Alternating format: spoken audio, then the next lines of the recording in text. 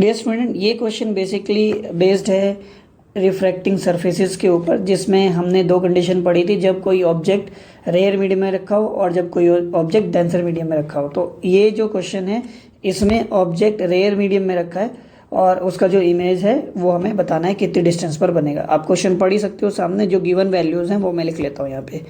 Given value क्या क्या है देखिए।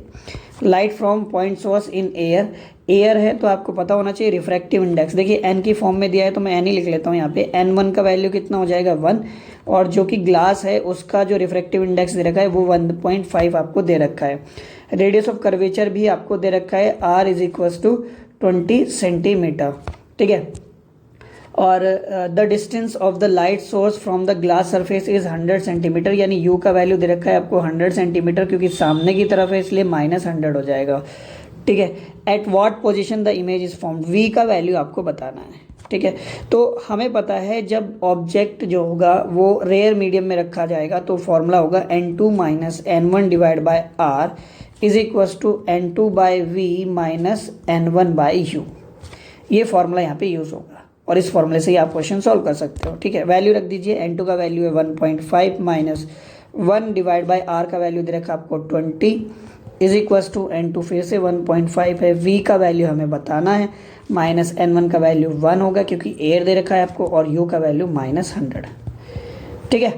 इसके बाद सॉल्व कर लेते हैं। तो 0.5/20, ये माइनस इधर आके देखो ये प्लस हो जाएगा फिर माइनस हो जाएगा, 1/100 हो जाएगा = 1.5/V, ओके। तो यहाँ से आप 100 को LCM ले लेंगे। 25 5 5 से 2, ये आ जाएगा 2.5 - 1, ओके। ये आ जाएगा 1.5/V, ओके।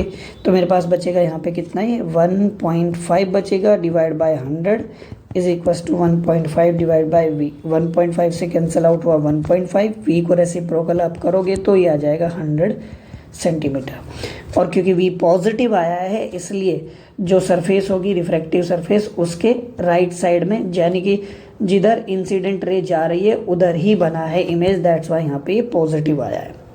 सो इमेज बनेगा कहाँ पर, रिफ्रैक्टिंग सरफेस जो है कॉन्वेक्स वाली जो इस क्वेश्चन में हमें दिया हुआ था उससे 100 सेंटीमीटर डिस्टेंस पर बना हुआ है इमेज।